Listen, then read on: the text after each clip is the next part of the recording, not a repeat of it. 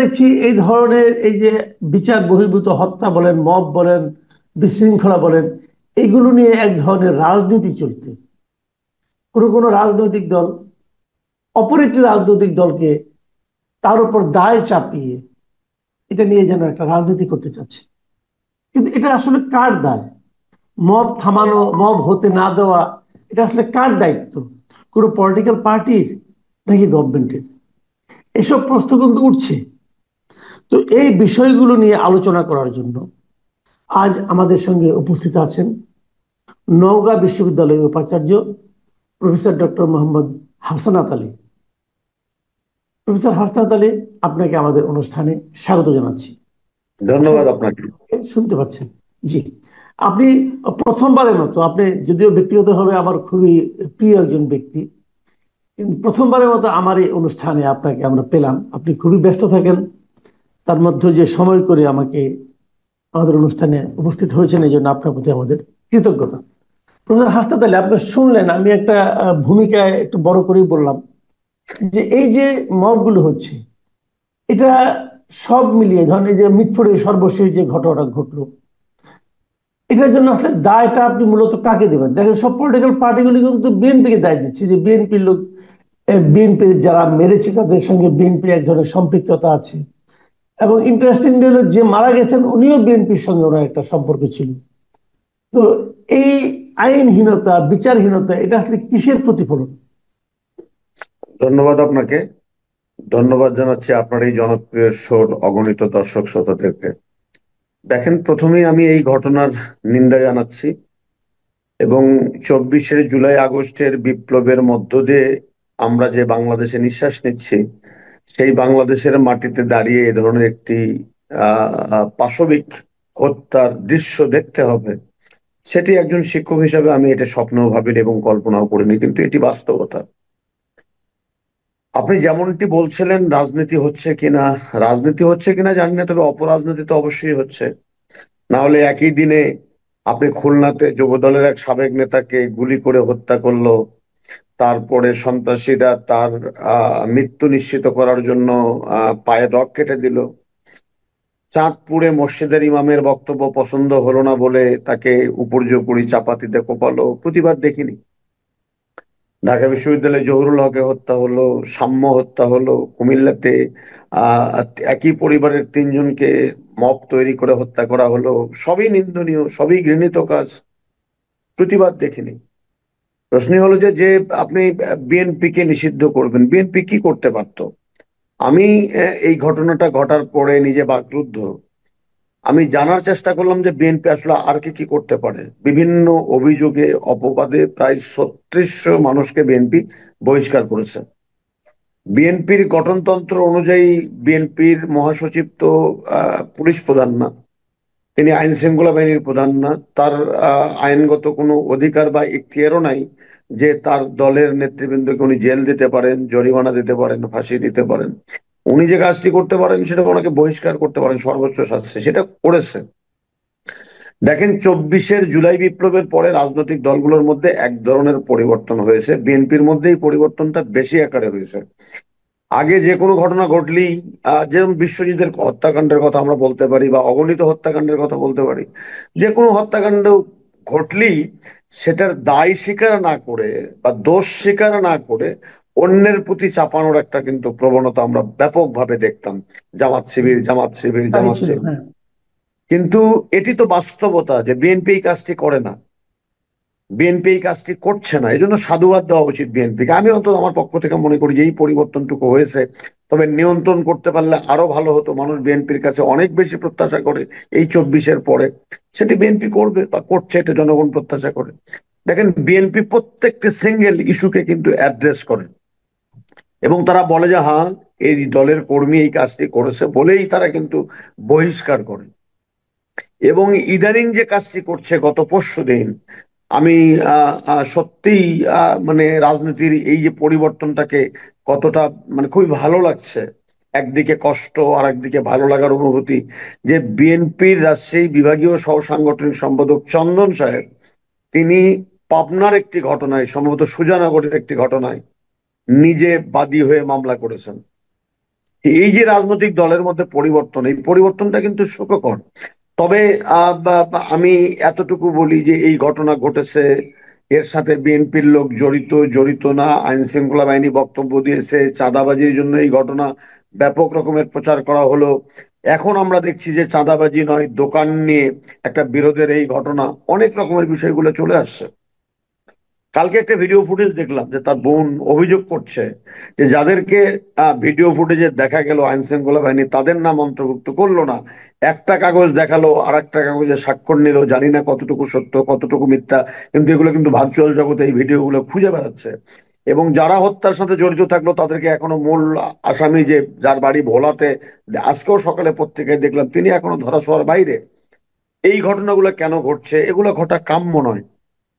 সবচেয়ে দুঃখজনক ঘটনা যেটা, যে এই ঘটনাটা ঘটিয়েছে তারেক রহমান কি এই ঘটনা ঘটেছে? তারেক রহমান কি এই ঘটনার নির্দেশদাতা, হুকুমদাতা? তাহলে কেন ঢাকা বিশ্ববিদ্যালয়ে গভীর রাতে, রাজশাহী বিশ্ববিদ্যালয়ে গভীর রাতে বুয়েটে আপনি তার নাম উল্লেখ করে যে ভাষায় স্লোগান দেওয়া হলো, সেই ভাষা তো আমরা আজকের বাংলাদেশে প্রত্যাশা করি না, কামনা করি না। আমরা না বদলে যাওয়া বাংলাদেশ চাই, আমরা না নতুন বন্দোবস্ত চাই, আমরা না পরিবর্তিত বাংলাদেশ চাই, যে বাংলাদেশের শ্রদ্ধার বাংলাদেশ হবে, ভ্রাতৃত্ববোধের বাংলাদেশ হবে, নৈতিকতার বাংলাদেশ হবে, সাম্যের বাংলাদেশ হবে। তো সেই বাংলাদেশে যে মানুষটি এখানে দেশেই নেই, দীর্ঘদিন 111 সরকারের নির্যাতন, শারীরিক নির্যাতনে চিকিৎসার জন্য বিদেশে অবস্থান করছেন, এখন পর্যন্ত তাকে পাসপোর্ট দেওয়া হয়নি, এমন একজন ব্যক্তিকে কুরুচিপূর্ণ বক্তব্য দিয়ে স্লোগান দেওয়া, এটাকে আপনি অপরাজনীতি বলবেন না? আপনি বিএনপি তার অপরাধী কি অপরাধী না, যখন অভিযোগ উত্থাপিত হয়েছে অভিযোগ উত্থাপন হওয়ার সাথে সাথে বহিষ্কার করেছে। এবং আইন একটা কথা, শৃঙ্খলা আচ্ছা আমি আপনাকে থামাচ্ছি, একটা কথা আপনি আমাকে একটু বলেন যে বিএনপি, আপনি, আমি যতটুকু জানি এর মধ্যে প্রায় 3,000-এর উপরে তার নেতাকর্মীকে বহিষ্কার করেছে দল থেকে এই সমস্ত অভিযোগের দায়ে। অভিযোগ উঠেছে, তারা বিডিআই হতে এসেছে, আসার পরে তারা তাৎক্ষণিকভাবে বহিষ্কার করেছে, অনেকের বিরুদ্ধে বিএনপি নিজেরাই বাদী হয়ে মামলাও করেছে। তো বাংলাদেশের ইতিহাসে এই ধরনের ঘটনা কিন্তু আগে খুব একটা দেখা যায়নি। এখন প্রশ্ন হচ্ছে, এত কঠিন ব্যবস্থা নেওয়ার পরও কাজ হচ্ছে না কেন? তাহলে কি তারা ভেবে নিচ্ছে, যে অনেকে এটাও বলছে যে এই বহিষ্কার লোক দেখানো 2 মাস 3 মাস পরে তাদেরকে আবার নিয়ে নেওয়া হচ্ছে। তো এই ধরনের ব্যাপারটা কেন, কাজটা কেন হচ্ছে না, আপনার কি মনে হয়? কামাল ভাই, দেখেন, বিএনপি বহিষ্কার করেই ক্ষান্ত থাকেনি, বিএনপি মামলা করছে, এক। 2 নম্বর কথা, সাথে সাথে তারেক রহমান নিজে ভার্চুয়ালি, আমি তার বক্তব্য যে কটা শুনলাম, উনি আইন শৃঙ্খলা বাহিনীর প্রতি আহ্বান জানিয়েছেন, অনুরোধ করেছেন যে এদেরকে যেন দ্রুত গ্রেপ্তার করে আইনের আওতায় আনা যায়। তাহলে যে দল তার কর্মীকে বহিষ্কার করছে, মামলা দিচ্ছে এবং সরকারের প্রতি আহ্বান জানাচ্ছে যে আপনারা গ্রেপ্তার করুন, আমার কষ্টটি সেটি হলো যে আইন শৃঙ্খলা বাহিনী এই বিষয়টাই কেন অ্যাক্ট করছে বা অ্যাক্ট করছে না। দেশে এখনো সেনাবাহিনী ম্যাজিস্ট্রেসি ক্ষমতা নিয়ে আছে। আমার মাঝে মাঝে প্রশ্ন লাগে, সেনাবাহিনী মাঠে থাকা মানে তো একটা তটস্থ ভাব থাকা, এবং একটা অন্তর্বর্তীকালীন সরকার ক্ষমতায় থাকা মানে, যেহেতু সে কোনো দলের সরকার নয়, অতএব নির্মোহভাবে অপরাধীকে অপরাধী হিসাবে চিহ্নিত করে তাকে আইনের আওতায় আনলে আমার মনে হয় মানুষ খুশি হবে, মানুষ অখুশি হবে না। এবং বিএনপি যেহেতু সমর্থন আছে এই গ্রেপ্তারি, অপরাধীদেরকে গ্রেপ্তার করার ব্যাপারে, তাহলে কেন এগুলাকে নিয়ন্ত্রণ করা যাচ্ছে না?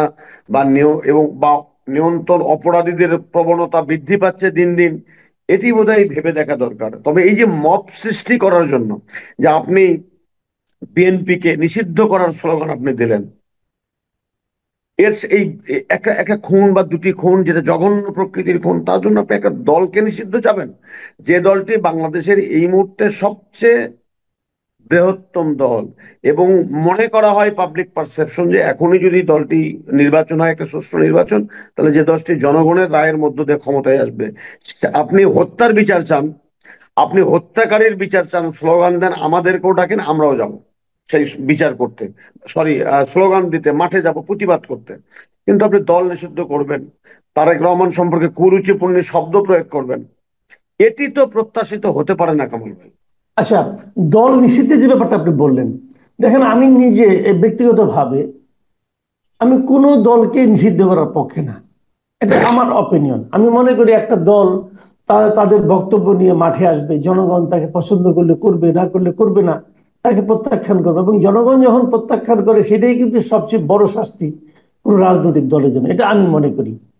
তো এখন যে দাবিটা উঠছে যে নিষিদ্ধ করতে হবে, ছাত্র দলকে নিষিদ্ধ করতে হবে, অমুককে নিষিদ্ধ করতে হবে, তো এটা আমি নিজে এটা কোনো অবস্থাতে পক্ষপাতী না। কিন্তু আপনি বলেন, কিছুদিন আগে যখন আওয়ামী লীগকে রাজনৈতিক কর্মকাণ্ড তাদের নিষিদ্ধ করা হলো, ছাত্রলীগকে নিষিদ্ধ করা হলো, ওই সময় কিন্তু বিএনপি দেখেন এটা নিয়ে কিন্তু কোনো উচ্চবাচ্য করেনি।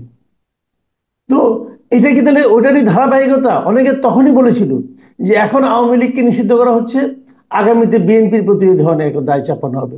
আমরা দেখেছি গত 15 বছরে, মানে আওয়ামী লীগ শাসন আমলে আওয়ামী লীগ কিন্তু জামাতকে নিষিদ্ধ করার জন্য প্রথম দিকে অনেক চেষ্টা করেছে, করবে করবে বলেছে, শেষ দিকে করেই ফেলেছে। বিএনপিকেও নিষিদ্ধ করার জন্য একটা পায়তারা তাদের ছিল, কিন্তু বলছিল বিএনপি একটা সন্ত্রাসী দল, অমুক তমুক, এরকম অনেক কথা বলেছে। এই যে ব্লেম গেম, এটা এটা এটা কি আজকে রাজনীতিতে কোনো সুস্থ আপনার আহ, মানে উম, ধারা আনে কিনা?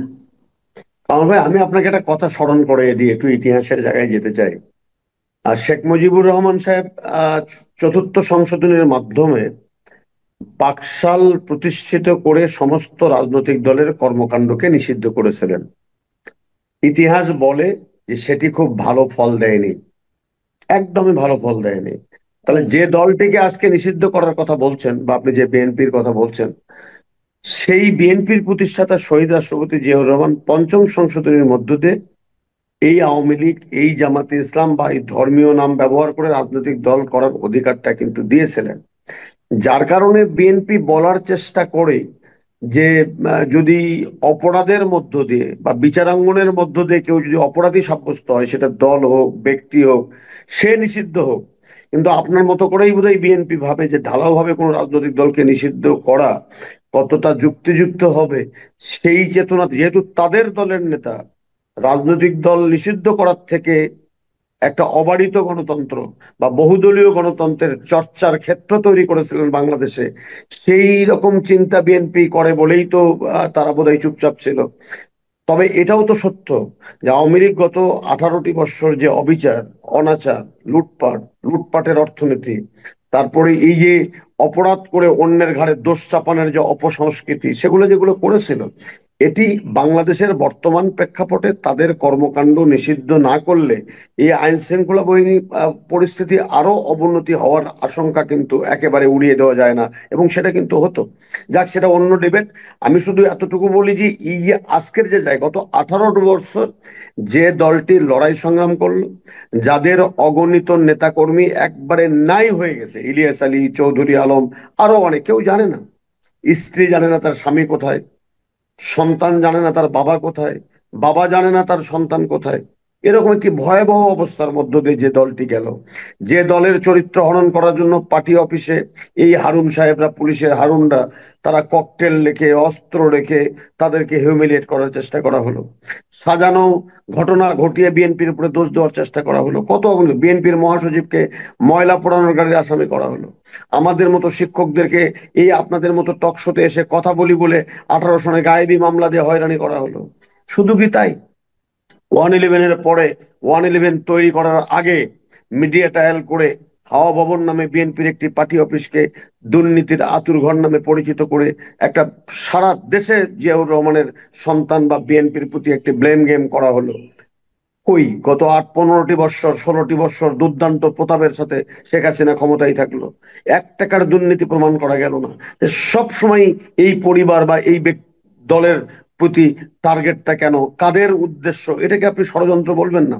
15 বছরের দুর্নীতি প্রমাণ করা গেল না। যদি শেখ হাসিনা পারতেন দুর্নীতি প্রমাণ করতেন, আজকে কটূক্তি করেন, তার খারাপ শব্দ ব্যবহার করে তার বিরুদ্ধে স্লোগান দেন কেন, যিনি 18টি বৎসর এদেশের তরুণ প্রজন্মকে, আপনি তার দলের লোক যদিও আমি বলি, সাধারণ মানুষ যদি বাদও দিই, তাও তো 40% মানুষ তার কথা মতো আজকে সেই দলকে ভাঙ্গার চেষ্টা করা হয়েছে, করেনি, তার দিকে তাকিয়ে ঐক্য অখণ্ড রেখেছে। আপনি দেখেন বেগম খালেদা জিয়াকে যখন ঘর ছাড়া করা হয়, বাড়ি ছাড়া করা হয়, কারা তখন তার বাড়িতে রুচিহীন পত্রিকা রেখে ওনার কে হিউমিলিয়েট করার চেষ্টা করা হয়েছে। তার ফ্রিজে অবৈধ জিনিস রেখে তাকে হিউমিলিয়েট করার চেষ্টা করা হয়েছে। বেগম খালেদা জিয়া চাইলে তো আপোস করতে পারতেন, তাকে মৃত্যুর মুখোমুখি দাঁড় করানো হয়েছে। মৃত্যুর মুখোমুখি দাঁড়িয়েও তিনি আপোস করেননি, তিনি বলছেন এই দেশ আমার। তাহলে যে ব্যক্তিদের, যে পরিবারটা গণতন্ত্রের জন্য এতটা ত্যাগ স্বীকার করলেন, সেই পরিবারকে টার্গেট করা, সেই পরিবারের বড় সন্তানের প্রতি বা একটা দলের সর্ববৃহৎ সেকেন্ড ব্যক্তির প্রতি, যিনি এই 18-র বিপ্লবেও তার দলের নেতৃবৃন্দকে, দেশবাসীকে উদ্দীপ্ত করেছেন, পথ নির্দেশিকা দিয়েছেন, সেই ব্যক্তিকে নিয়ে যখন কুরুচিপূর্ণ স্লোগান দেয় 24-এর জুলাই বিপ্লবের পরে, এটি তো একটি অশনি সংকেত দেশের গণতন্ত্রের জন্য। বরং আমি শুধু কামাল ভাই একা ছোট করে বলি, 24-এর যে পক্ষ শক্তি, এই পক্ষ শক্তির মধ্যে বিভাজন, পক্ষ শক্তির মধ্যে অনৈক্য, স্বৈরাচারকে ওয়েলকাম করছে কি না, সেই বিষয়টি রাজনীতিবিদদেরকে আমি ভেবে দেখার জন্য অনুরোধ করব। কারণ জি 24-এ যারা কাঁধে কাঁধ মিলিয়ে লড়াই করলো, সমস্ত ভেদাভেদ ভুলে গিয়ে লড়াই করলো, তাদের মধ্যে এই বিভাজন কেন? গত 18টি বৎসর যারা বিএনপির রাজনৈতিক অ্যালায়েন্স হিসেবে কাজ করলো, একসাথে সরকার পরিচালনা করলো, একসাথে সংসদে বিরোধী দল করলো, একসাথে রাজপথে আন্দোলন করলো, তাদের তাদের পক্ষ থেকে আজকে কটূক্তি আসছে কেন?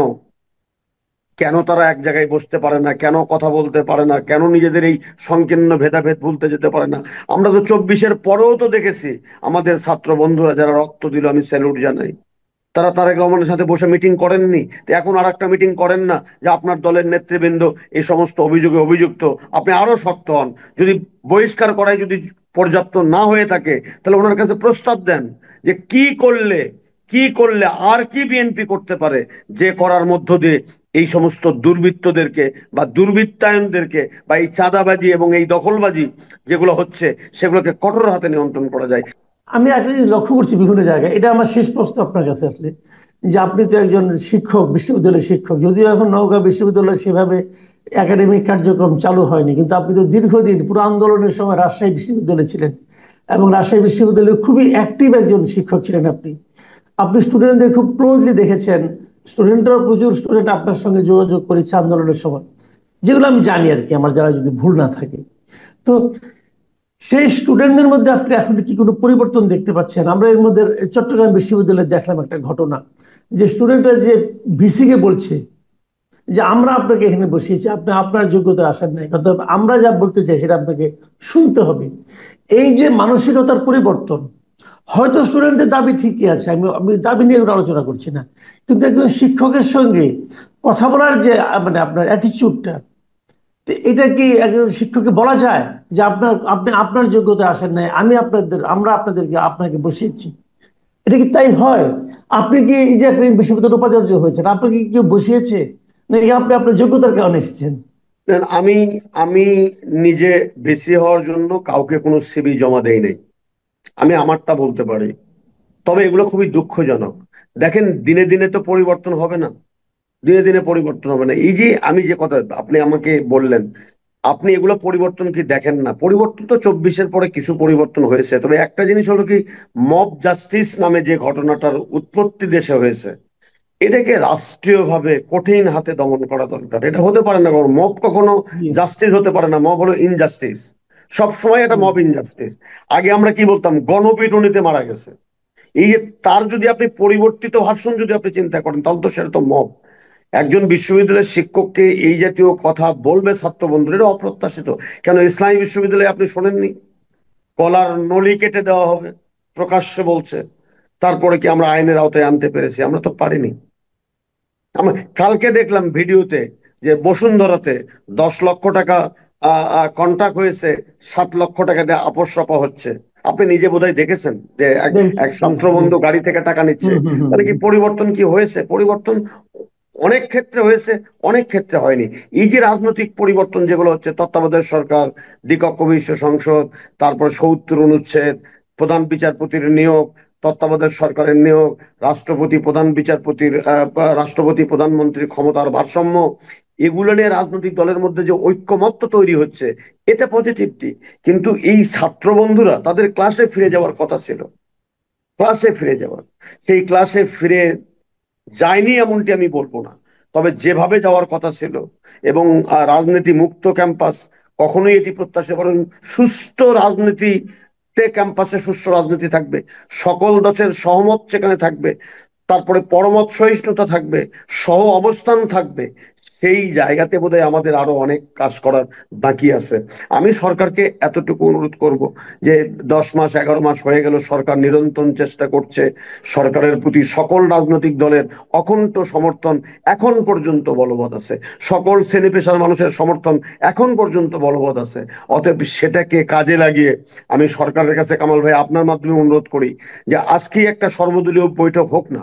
এটা তো একটা জাতীয় ব্যাধিতে পরিণত হয়ে গেছে, চাঁদাবাজ জাতীয় ব্যাধিতে পরিণত হয়ে গেছে, মব ইনজাস্টিস। তাহলে এই দুটি ইস্যুকে কেন্দ্র করে সরকার যদি একটি সর্বদলীয় সভা ডেকে যদি সিদ্ধান্ত নিয়ে, যদি অত্যন্ত, যেরকম অপারেশন চিরুনি না কি জানি, চিরুনি চিরুনি অপারেশন, তারপর জি অপারেশন ডেভিল হান্ট, এই নাম চেয়ে, ওই যে আমার এক স্যার বলতেন যে বিড়াল সাদা না কালো সেটি গুরুত্বপূর্ণ ইস্যু নয়, বিড়াল ইঁদুর ধরে কিনা সেটি গুরুত্বপূর্ণ। তা আমি সরকারকে অনুরোধ করব যে এই অপারেশনের এত নাম না দিয়ে বরং এই চিহ্নিত অপরাধীদেরকে দ্রুত আইনের আওতায় নিয়ে আসা দরকার।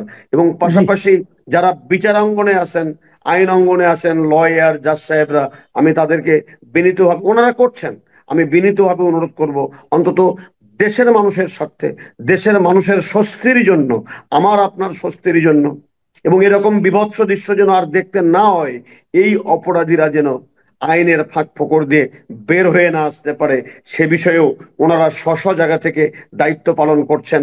আরেকটু সচেষ্ট হলে বোধহয় জি জাতি রক্ষা পায় এবং অনেক আমরা ধন্যবাদ। বোধহয় স্বস্তি পাই। এবং সেই স্বস্তি ফিরে আনাতে সরকার, সকল রাজনৈতিক দল, আইন শৃঙ্খলা বাহিনী, আপনি, আমি, সবাই মিলে একসাথে কাজ করি, এবং এই কাজ করাটা জাতি প্রত্যাশা করে।